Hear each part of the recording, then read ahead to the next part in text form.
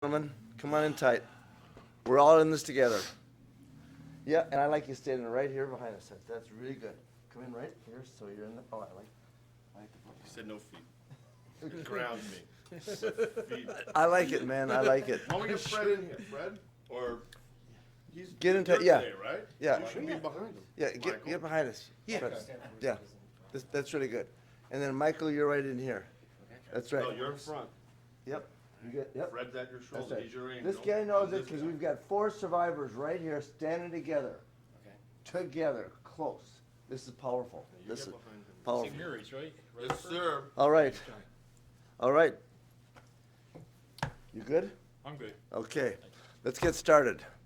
My name is Jeff Anderson. I am the founder of the law firm Jeff Anderson and Associates. I'm here with my colleague, Greg Gianforcaro, and together, on behalf of some very courageous survivors, our firms filed 2 lawsuits just yesterday, in them naming the Archdiocese of Newark, involving a serial offender by the name of Ernst. He's pictured right here, Father David Ernst. The sorrow of this is not just that Ernst abused these 2 kids named in these 2 suits, but that Ernst is and has been a serial offender. Today, in addition to the filing of these 2 lawsuits, under the new law that allows survivors to come forward anonymously, both of these survivors chose to use their names, did not have to. And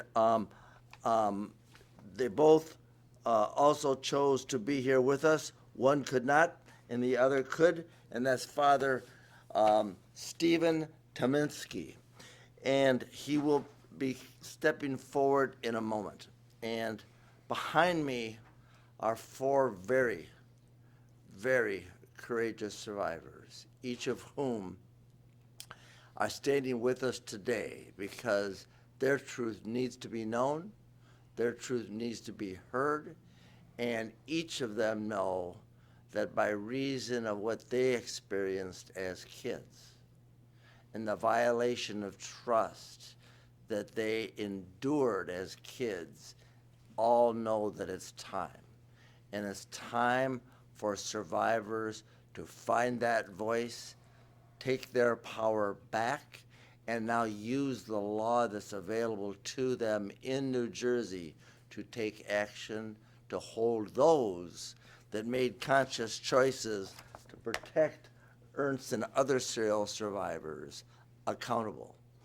So to each of the survivors standing with us today and those with whom we stand every single day in this journey now in New Jersey, we are deeply grateful.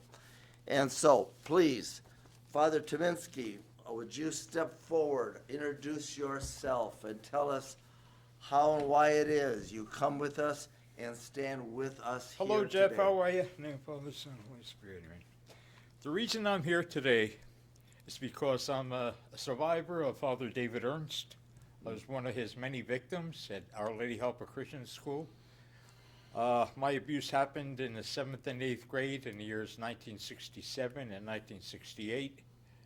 And I've gone through quite a turmoil in those 53 years. Today's my coming out and talking about it. And the reason I'm coming out here today to talk about it is because I'm hopeful that David Ernst's other victims will come forward and share their own story, because there were so many of them. And I want my fellow classmates to come out and share their story. And they don't have to feel shame. And counseling is available to them. And it's very important that they come out and share their story, because I'll tell you why. When I shared my story with my mother, and she discerned a problem, and she, Stephen, what's wrong? Well, I gave her I didn't go into graphic detail, of course, my mother. I told her what happened. So she wrote a letter to the late Archbishop Thomas Bolin, and also to the superintendent of schools.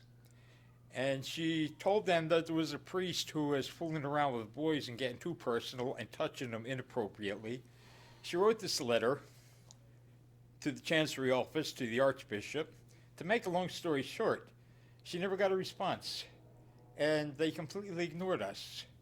And then I found out that the perp, David Ernst, after I left the Lady Help of Christians, he was assigned to 5 more parishes.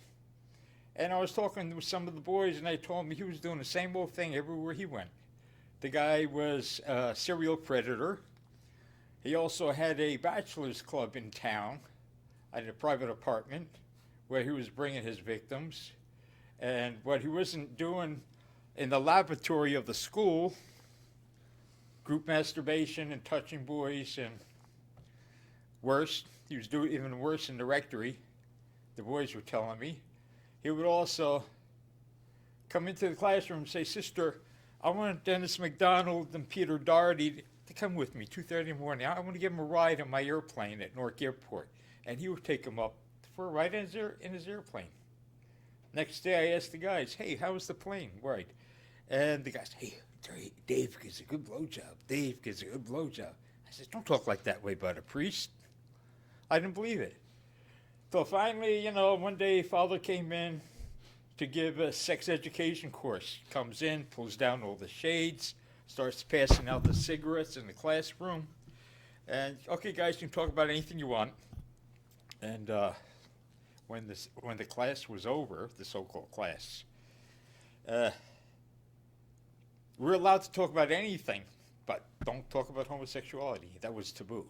You can talk about anything, but that bothered him. Don't talk about homosexuality. Even though he's a very out gay man, you don't want to talk about that. And afterwards, the guys would go to the lavatory to relieve themselves. And he was in there with us. And that's where I saw with my own eyes what he was doing. I couldn't believe it. He was standing at the urinal with the boys and doing a group masturbation thing and touching them and me. And I recoiled in horror, and he knew that I wasn't going to be one of his play toys.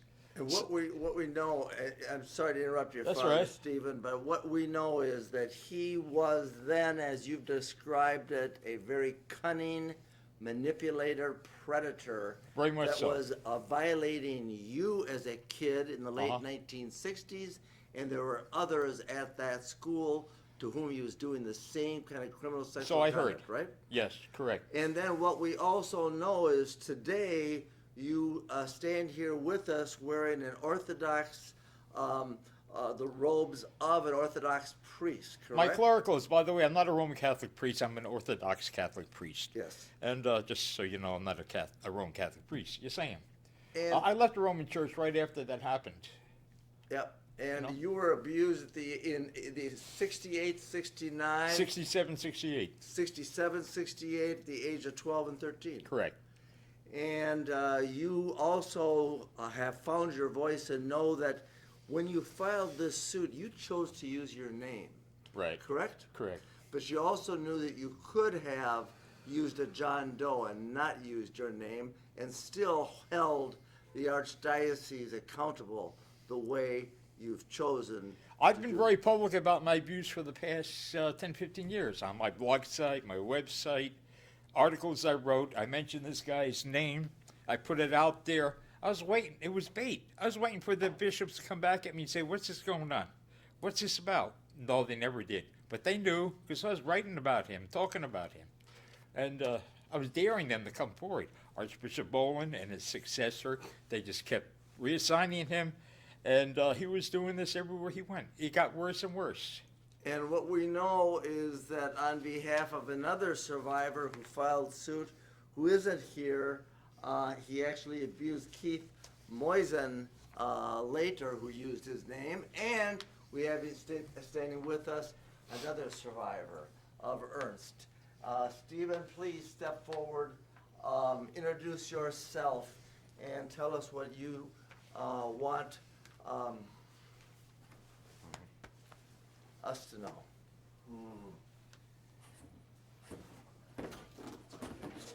Burn it. I've seen enough of that scumbag. Excuse my language. I am angry, Still, my name is Stephen Marlow. I was abused by Father Ernst when I was prepubescent, and our stories are all the same. I took the plane ride. I went camping. I was in his parents' house in Point Pleasant, New Jersey. Lovely, beautiful souls who had no idea. Thank you. Courage. You too, Brett.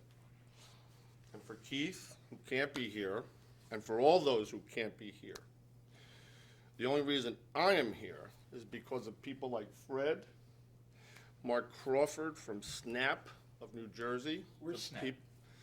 The people who came before me. I came out because of them. I found the courage to speak because of them. And I am going to speak for those who are not here. Not just Keith. Keith wishes he could be here.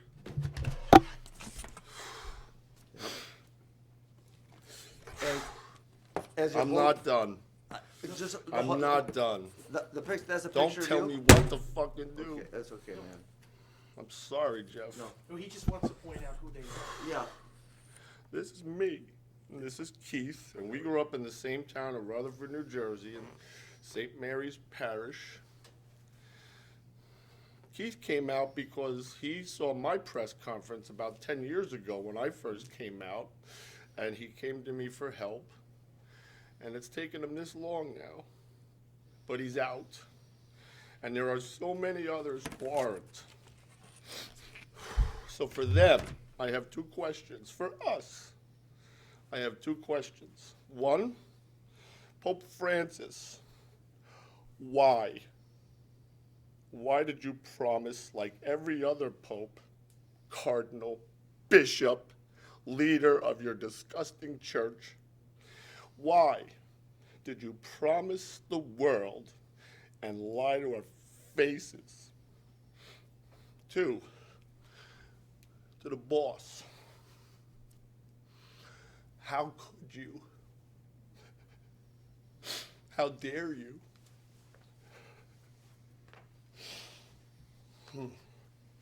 We're going to do this. We're going to do it. We're going to do this. I'm going to keep it together today. It's been a while. I have trouble with this still. You could tell. But, sorry, sir. No. Don't apologize. Okay, I'm done. Thank you. Fred, please step forward. You have spoken up and out. Introduce yourself and tell us how and why it is you stand with these courageous survivors here today. I'm Fred Merigliano, and one of my friends told me that I was a hero because I spoke up. And I told him I'm not a hero. I'm far from a hero. But I surrounded myself with heroes. People that you see here are heroes to me and many other people. They saved many young kids' lives because they were thinking about suicide. Steve and I, when we were doing a walk across New Jersey, there was a young Spanish kid that told us he was going to commit suicide. And Steve hit it off with him. He was talking to him, and he said, please don't do it. I was thinking of suicide. And if you allow that pedophile to win by committing suicide, then he won. Never, ever give up the fight for justice. Never. When I was a child, I was terrified that someone might find out that I was raped and molested. And I was raped over 50 times.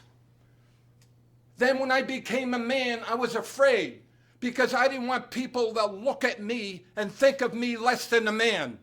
Now in the twilight of my life, I don't give a damn. I want justice not only for me, but every child that was raped and molested.